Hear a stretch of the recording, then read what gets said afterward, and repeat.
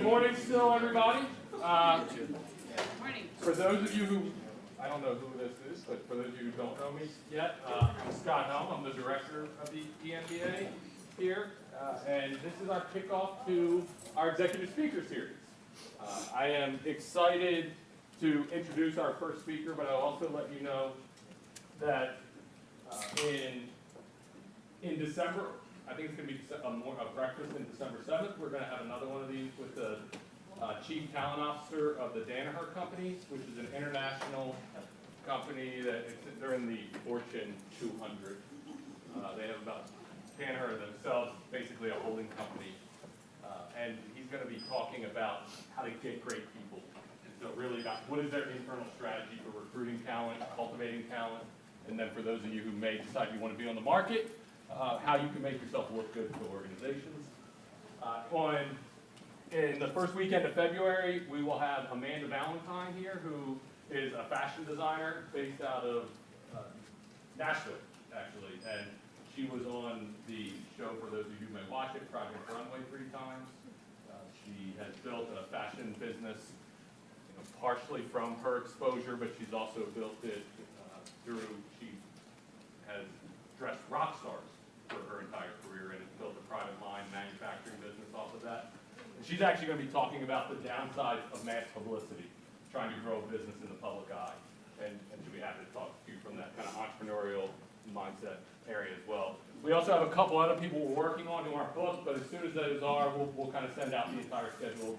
Probably the rest of these will be breakfasts moving forward. But we're excited to start today with someone I'm very fond of. We actually met during the minimum wage debate in Kansas City, which that experience was not my favorite experience that I was ever involved with, but it was a valuable experience.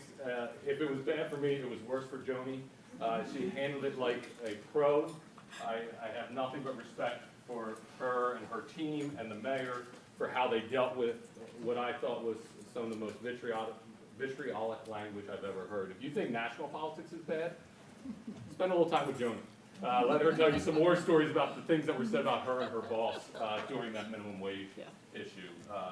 But the reality is that it is critically important. Oftentimes we focus on national politics, but actually most of you will work in businesses that need to work with your local governments also.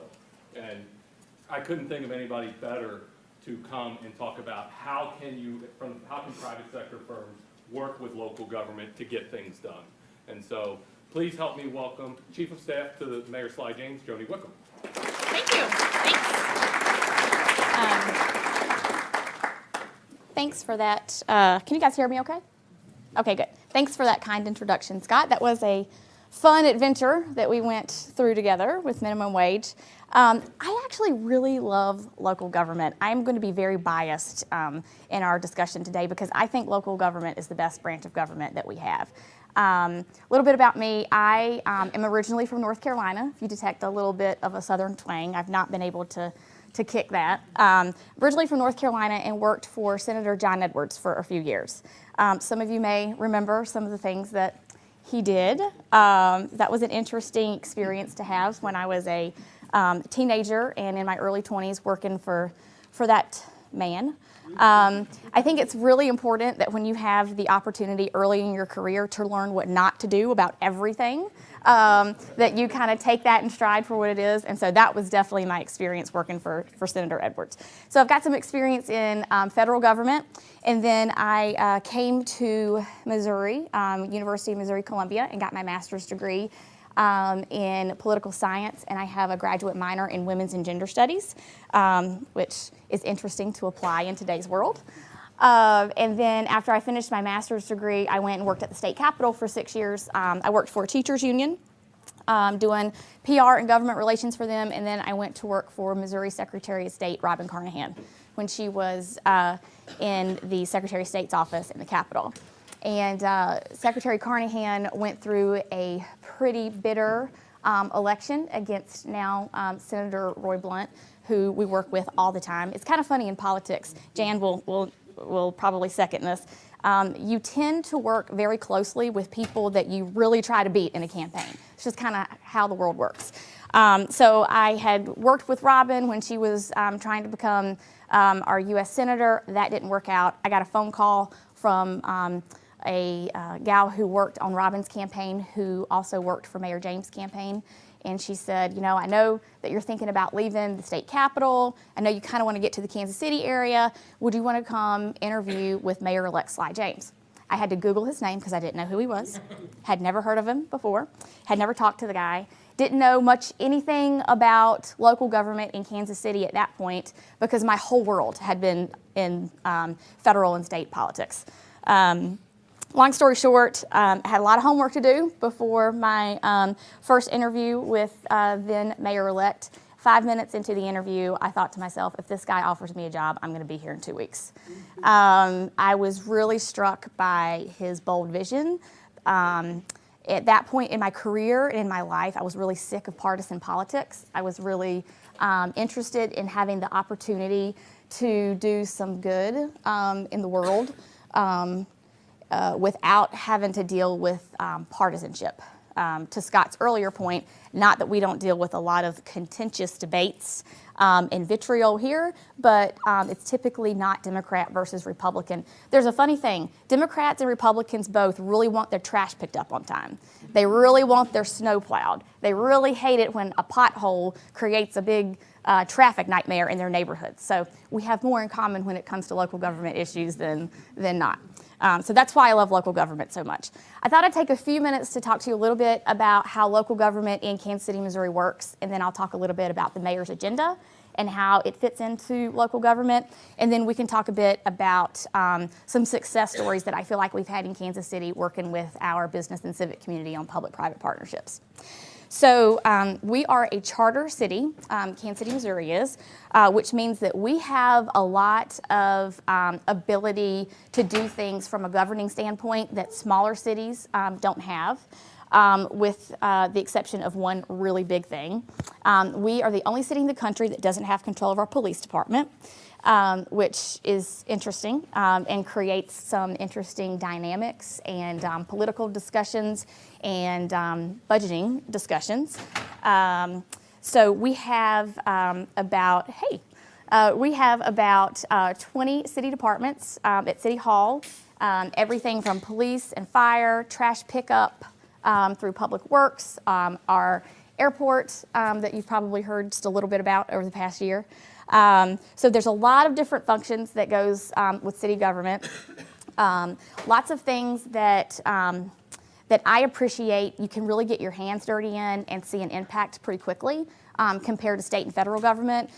It can take years, sometimes a decade, to see policy change really impact people's lives at the federal and state level. Local government, usually, you tend to get things done more quickly.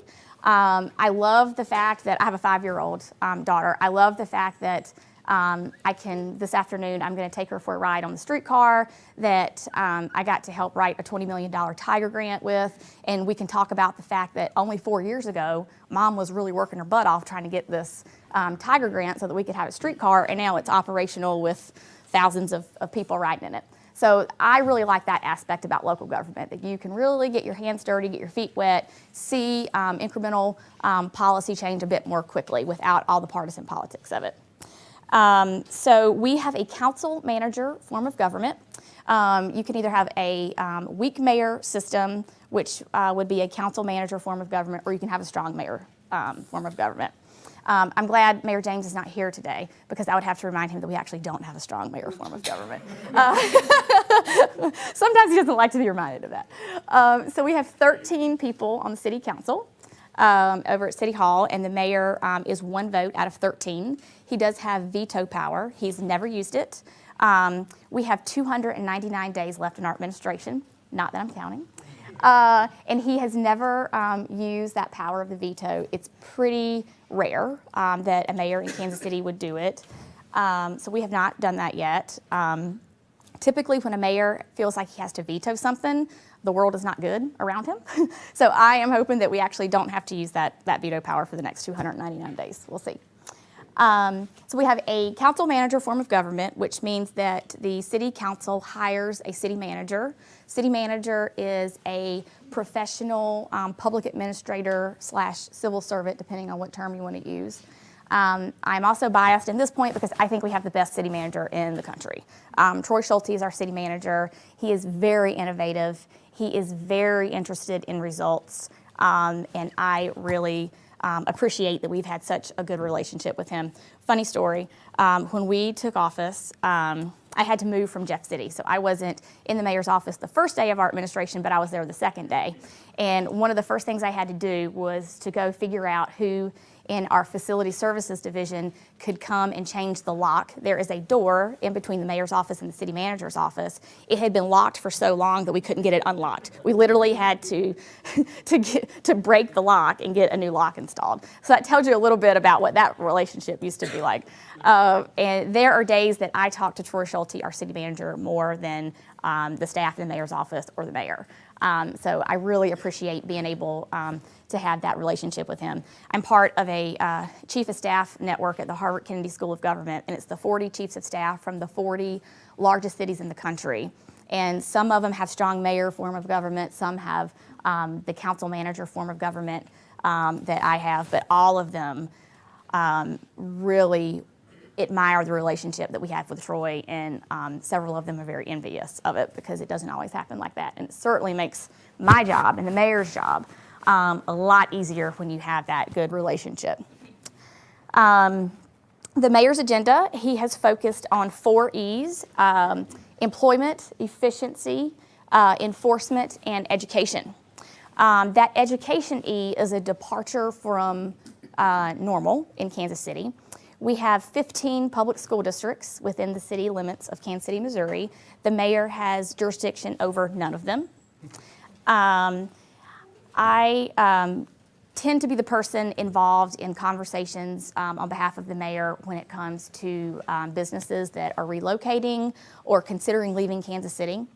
And this is no exaggeration. I have never had a single company tell me that they are not coming to Kansas City or that they are leaving Kansas City because of the things that you might think, tax burden, red tape, that sort of thing.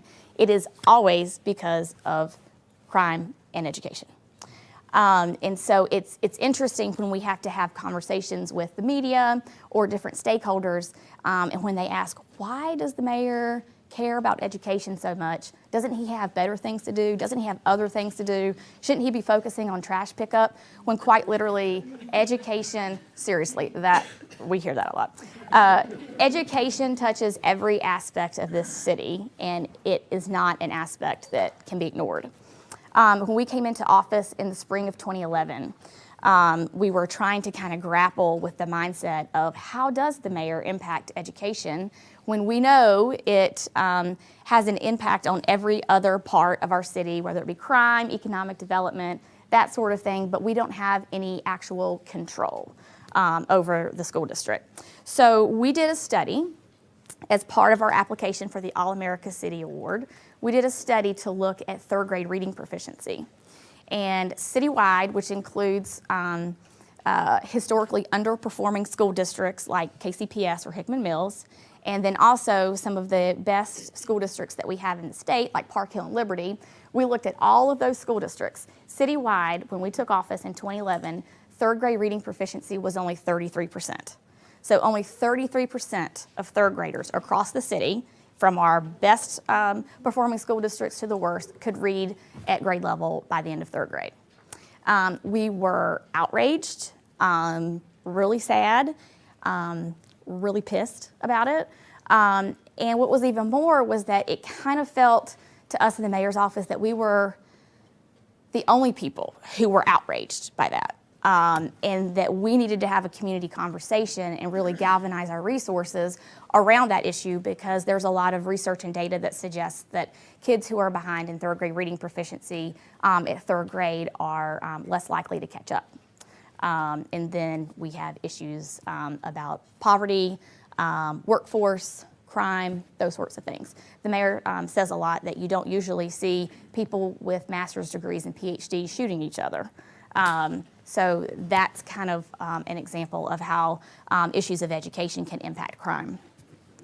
So we created Turn the Page KC, which is a nonprofit dedicated entirely to the issue of third grade reading proficiency. This is a good example of how we've worked really closely with the business and civic community, and I think we've been really successful because we work with our partners to get volunteers into classrooms, reading with kids, helping tutor them, that sort of thing. It's in almost all the school districts. And at the end of last school year, we did the same study again to kind of see where we were. And we had gone from 33% third grade reading proficiency, now we're at 54%. So that's a big jump in a relatively short amount of time. The state average is 62%, so we're not where we need to be, but we feel good that if we continue to stay focused on third grade reading, we can get where we need to be. Education. I really want to talk about education today because of the last thing that we're going to do in office is our pre-K initiative. So this is an area where we've been working with the business and civic community as well. When you look at third grade reading, all the education research says that you really can't get to where you need to be in a sustainable manner unless every child enters kindergarten ready to learn on the first day of kindergarten. And the best way to do that is to make sure that they've had quality pre-K. So this is an issue that we're working on. It'll be on the April ballot, working with the Chamber of Commerce, the Civic Council, lots of the businesses that are represented in the room. I know a concern for those businesses is workforce, and if you have more kids in pre-K and ready to learn on the first day of kindergarten, they're more likely to turn into the quality workforce that we need to be able to fill the jobs that we're going to need in the 21st century. So we've got employment, efficiency, and enforcement, the other 3 E's. We do a lot of work around data-driven government and making decisions based on data. This is another area where having a city manager that also has that vision is really helpful because you don't have to spend your time fighting the civil servants or the bureaucrats, as some people call them, in City Hall. Everyone kind of is singing from the same hymnal. So we take an approach where we try to make decisions based on facts and data and citizen surveys. And so what we have seen there is that when you do that and when you have transparency and when you have open data where citizens can go online 24 hours a day and see how their tax dollars is being spent, when they can see data points like how many potholes Public Works is working on right now, that makes citizens feel a lot better about their government. It would be great if state and federal government might learn how to do that. So we have used our citizen satisfaction survey to drive a lot of the economic development and efficiency projects that are part of the mayor's agenda. Kansas City voters voted in April of 2017 on an infrastructure package. When I went to this convening of chiefs of staff at Harvard, everybody was telling me, oh my gosh, you're going to help your boss try to raise taxes in this political climate. You're going to ruin your political career and his. And they weren't wrong to caution that, because it is something that not many people are willing to do. But we built the package based on infrastructure needs that our citizens told us they wanted to see change, based on the citizen satisfaction survey. The things people were least satisfied with were roads, bridges, flood control projects, and some of our public buildings. So when we decided to get an $800 million infrastructure bond passed, which necessitated a property tax increase, those were the things that we focused on in our package. And in the state of Missouri, if you want to raise residents' property taxes, you need a supermajority. This is where all my chief of staff friends were like, oh my God, that sounds awful. And so you had to get 61% voter approval, and we got about 68%. So we were really proud of that. And I just don't know if that would have been possible if we hadn't had this real focus on facts and data and listening to our residents tell us what they thought we were doing good and what they thought we weren't doing so well on. Sometimes public officials don't like to hear people tell them where they're wrong. And I think that's kind of the downfall of a lot of public officials sometimes. And in local government, we don't have the luxury of not listening to our citizens, because the mayor can go to Hy-Vee to buy milk and bread, and he is met by about 10 to 12 different citizens who either love him or hate him. And he's going to hear what people think about him, usually to his face, and usually when he's trying to get out of a grocery store or a restaurant, whether he wants to hear it or not. So that's another part of local government that I actually love, because you do get that direct feedback loop, whether you want it or not. Some of the other ways that we have worked well, I think, with the business and civic community is on our airport project. This project is one that doesn't come around very often for communities. Cities typically build airports about once every 40 or 50 years. It's a huge economic impact, lots of jobs are at it, that sort of thing. So about a year before the airport election, our polling told us that we had about 26% of Kansas City voters were with us and thought that we needed a new airport.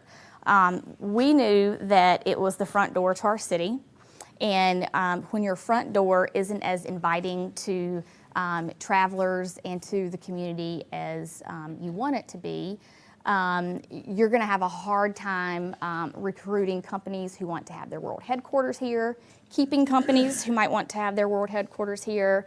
Conventions that come to town didn't want to talk to us because our airport wasn't functional. Here's an interesting story for you.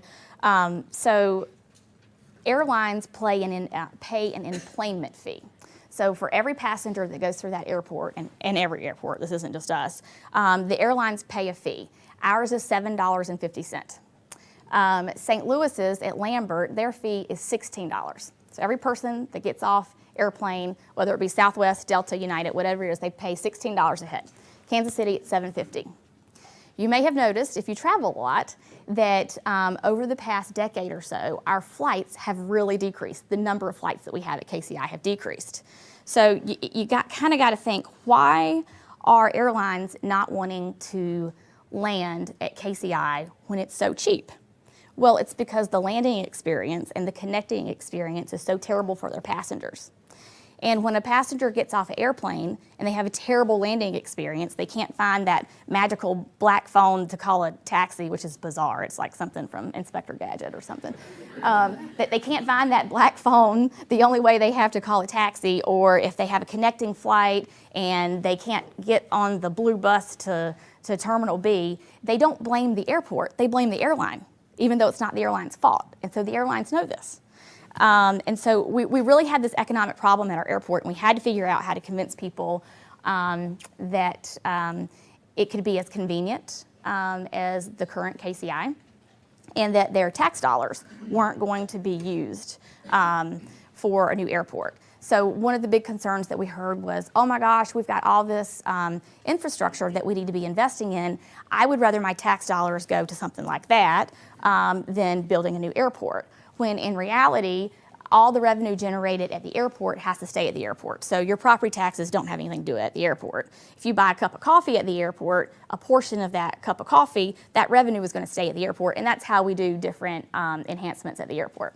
So when you have polling that suggests that only 26% of people agree with you on something, you can either run the other direction, which is what most people do, or you can really double down and get as many stakeholders as you can aligned with you and on the campaign trail with you. And so that's what we did with our business and civic community.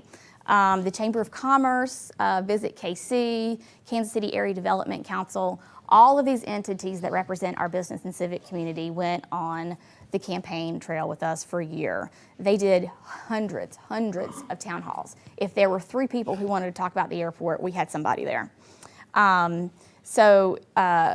I would consider the airport another really success story that we've had with a public-private partnership with our business and civic community. Scott asked me to talk a little bit as well about how you all in your day jobs might think about interacting with a mayor's office. I think it's important to remember that any mayor's office, not just ours, or any elected official's office, they're going to have about 18 hot potatoes going on that they have to deal with on any given day. And so when you think about working and interacting with elected officials' office, the more you can come at them with that understanding that they have about 18 crises that they're also dealing with while trying to address your issue, the better off you'll be. We appreciate it when people come to us with solutions. It's really easy to talk about issues and complain about issues that you think aren't being addressed. But if you can come to us with those things that you think aren't being addressed and also a solution that you would like to work with us on, that's always, that makes us a little happier than having problems dumped on our plate as well. The other thing that's important to remember is that there are a lot of things that local government can't control directly, but that impact our community's well-being. So figuring out ways to partner with local government to have influence on those things is critical. Like, for example, we worked with the business and civic community on the Real ID. Are you guys familiar with Real ID? That would have been a nightmare if we hadn't been able to get that extended, but it was something that the state government and the federal government really had a responsibility for, but we were able to work with the business and civic community there to make sure they understood how it impacted, frankly, our community on both sides of the lines here. So that's a little bit about local government, Mayor James's agenda, public-private partnerships from my perspective. Happy to answer questions that you guys have. Yes? So folks out here are from around the metro area and probably representing companies from around the metro area. Kansas Missouri is the largest city in the metro area, and the mayor has an outsized profile. Do you feel, or how do you deal with the mayor speaking for the entire metro area to a broader audience, to a statewide or national audience? Does that work or not work, or it's something he accepts, or? Yeah, I think he accepts it, and I also don't think he has a choice at the same time. We try to be very deliberate and strategic and careful about how we use his bully pulpit when we talk about the region. The Amazon RFP is a good example of how we did that.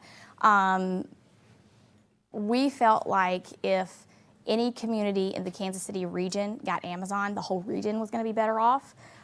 Because if Overland Park actually secured HQ2, then there was a good chance that there was going to be a large number of new Kansas City, Missouri residents. So we really embraced it. We really embraced the fact that he has this bully pulpit that can help the entire region. I don't see that he has a choice in a lot of those situations as to whether or not to kind of adopt, if you will, the entire region. We have had a region that has been happy to have him accept that leadership. I think in large part because the 4 years before Mayor James came into office, there wasn't that sort of leadership. So how was that? Okay. So I think people were kind of craving that sort of leadership. So it hasn't been an adversarial issue for us with any of our regional partners. Yeah. Well, first I'd like to say, so I guess when Mayor James's first year in office, I was opening my own business. And I ended up opening in Kansas City. And I was at a there's a little magazine called Greenworks. He spoke at it, and I went and spoke with him and said, hey, I'm opening my business. And he gave me his card, and I had a little bit of an issue with the permit, and I just emailed him. And then, bam, I had the permit. And I'll never forget I think that's good. I think. He told me when I met with him, he said, you know what, I love what you're doing. We're 4 businesses. Let's make it happen. Yeah. I mean, so I really appreciate that. Yeah. I want to let you know that Good. I'm glad. On the education piece, specifically the pre-K, have you guys done like an assessment or a study? In other words, how deep have you guys gone to know, hey, we need to raise this much money to serve this many kids, not just now, but like going forward? Yeah. A 10-year or 5-year study. I think that's a pretty big number. And I'm just just wondering if you guys have a good grasp of what that looks like. Yeah, we need, in order to have the policy impact that we want to have, we need to generate $30 million a year. And we propose to do that for 10 years before we would renew the tax. Currently, 40% of zip codes in Kansas City, Missouri, and this is citywide, 40% of zip codes are pre-K deserts, meaning that for every one quality pre-K slot, there are 3 kids who need to be in it. And only 35% of 4-year-olds in Kansas City are currently in quality pre-K. So they either are sitting at home with someone who's giving them a popsicle and putting them in front of the TV, or they're wherever. So we think that's a travesty. And we talked earlier about how pre-K leads to all of those different levers that a community can push to be successful and vibrant and healthy and safe. So to answer your question, $30 million a year, we think will help us provide access to about 80% of 4-year-olds. So we currently have only 35%. We'd like to increase it to 80%. Yep. Do you intend the future airport to become a real international one with a liaison to Europe, not a Iceland Air? Yeah. Summertime? Yeah, trust me, it is not a coincidence that 7 days after the airport election, Iceland Air announced that they were going to have a direct flight to Iceland. That is not a coincidence. Because Kansas City, we're in the middle of the country, it makes a lot of sense from a logistical standpoint for airlines to want to land here. They want to land here. We have to make the experience better for their customers, per my previous story, for them to land here. So yes, I think you're going to see a lot more announcements over the next 299 days about more international flights. I think Dominique really, is there going to be a direct flight to France? The European friendliness. Just saying, France would be nice. Okay, got it. I got your hint. Yeah. I'll just give you a piece of information. Fort Leavenworth, while it sits in Kansas, sits right on the river, is the largest user of KCI. Yeah, you're right. And that's not just people that are at Fort Leavenworth going out of KCI. It's all the people that I can't get the figures for, but they come to KCI to get to Fort Leavenworth. Yet Fort Leavenworth's never been addressed in what the airport should be or any information about it. As soon as Southwest Airlines learned that, they had a senior vice president go to Fort Leavenworth immediately. So while they're a government agency, don't ignore them. Yeah. They are powerful. Did you also know that KCI is the only airport in the region that doesn't have a USO because we don't have room in our current configuration? Yeah, which is unfortunate. Riley is affected, Fort Leonard Wood, Yeah, right. Whiteman. Yeah, we have a team deployed there from the airport trying to figure out what they need. It's really funny. We've had a couple of stakeholder town halls on the Kansas side, and you have not seen hell raised inside Kansas City, Missouri until you have a stakeholder feedback session in Kansas to figure out what to do about the airport in Kansas City, Missouri. So that was kind of interesting for us.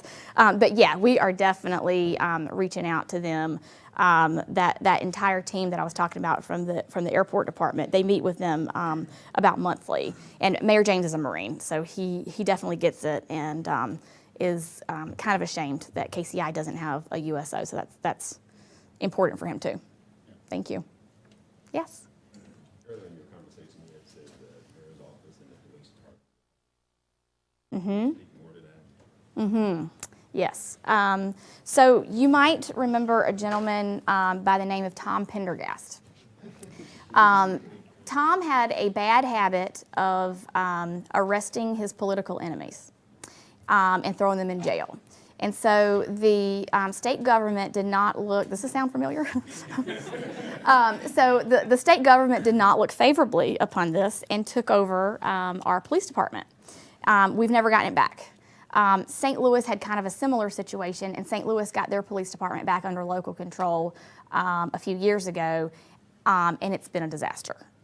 getting it back under local control has been a monumental shift in logistics, in organizational structure, finances. It has been a disaster. So we are trying to kind of learn the lessons of our friends in St. Louis and figure out how it might be done right. I don't see that that's going to be done in the next 299 days, but it needs to happen. To have a city with the dynamics, complexities, and geographical size of Kansas City not have control over its police department is really challenging. And that doesn't say that there aren't great people at the police department who work hard every day. I'm not saying that at all. But from a strategic standpoint, from a financial standpoint, it just doesn't make any sense. Yes? So one of the things that I've been following the last couple of years is how the city adapts to new technology startups, in particular when a new technology comes to town and kind of starts operating before legacy industries have a chance to keep up. So I'm thinking of like Uber and the airport, and then more recently Bird, the scooters or whatever. Oh, yes. What is the city's process for dealing with that, for new disruptive technologies coming to town? Yeah. I had to deal with the regulatory issues around both of those. I don't think it's ever good from a relationship standpoint to walk into someone's house and do whatever you want to do, however you want to do it, without even talking to them. Like, oh no, my 5-year-old did that, she'd be grounded. So I don't think that's a very good approach, just from a partnership standpoint.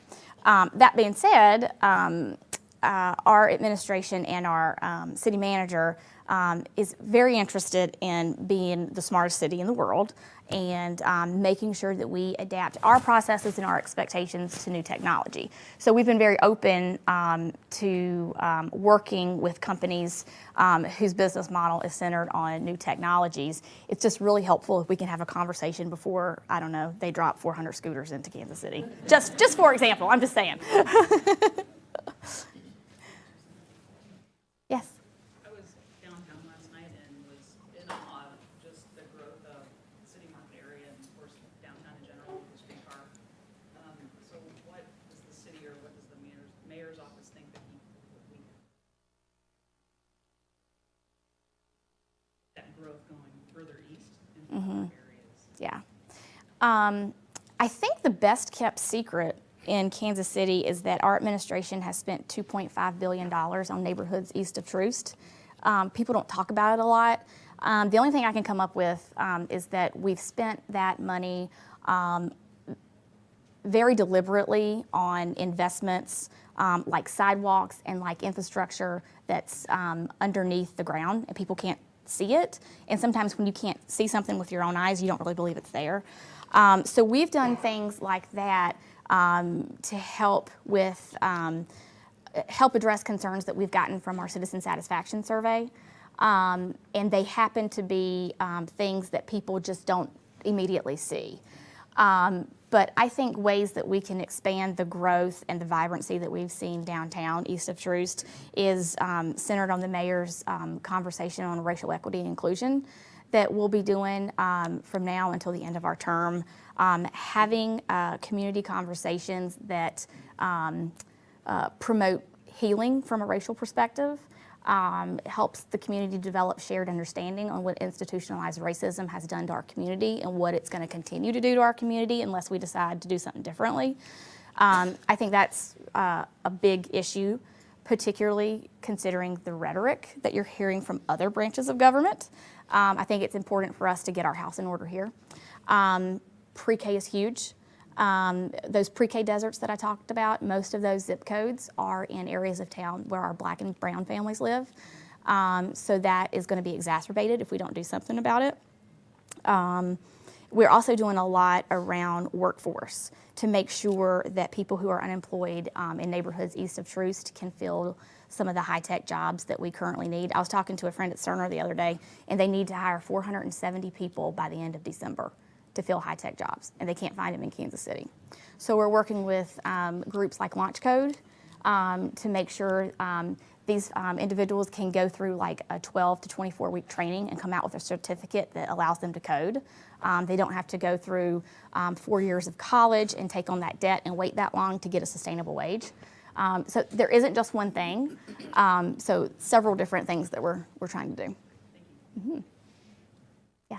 So, we talked about prior administrations and some things in the history. What can we do? How do you think, what can we do to keep this momentum going? Because I do think over the last few years, the airport, the infrastructure, the traction of it, he's done a phenomenal job, great job. So, I know he can't endorse another, and that kind of stuff, but how do we keep this momentum? Register to vote in every municipal election. I would encourage you to have as many candid conversations with mayoral candidates as you can. Make sure that the mayoral candidate that you choose to support has a depth of knowledge and understanding beyond talking points that sound good on Twitter. I think it's important for the next mayor to understand and embrace education and the complexities of that. I would encourage you that if you hear a mayoral candidate who doesn't talk about the importance of education, you should ignore them because they don't get it. And I think mayoral candidates need to be able to interact and have experience interacting positively with other branches of government because there are many times at local government we are hindered or helped based on relationships at federal or state government. And I don't think that's immediately obvious to everyone sometimes. Why don't we make this our last question and then we'll wrap because I know the people who are in class today have class starting back at 1 and they may need a little break. So. Yes. Could you speak to resource sharing between cities? What's the state between city and what's the potential? Yeah, we are very lucky to have institutions like the Mid-America Regional Council in our region. The Greater Kansas City Chamber of Commerce, there's a reason why it says greater in front of Kansas City. Visit KC is a regional institution. Kauffman Foundation is another asset that we are really lucky to have in our community that helps us focus regionally. It's easier for cities to collaborate regionally via institutions like that rather than like a direct exchange of money or capital or things like a jail or animal shelters, like things like that. It's difficult to establish realistic expectations for what success looks like from those things from a city to city perspective. It's much easier to collaborate with an institution. That last one? Last one. Okay. Can you help me thank Joni for being here? Thank you. Thank you.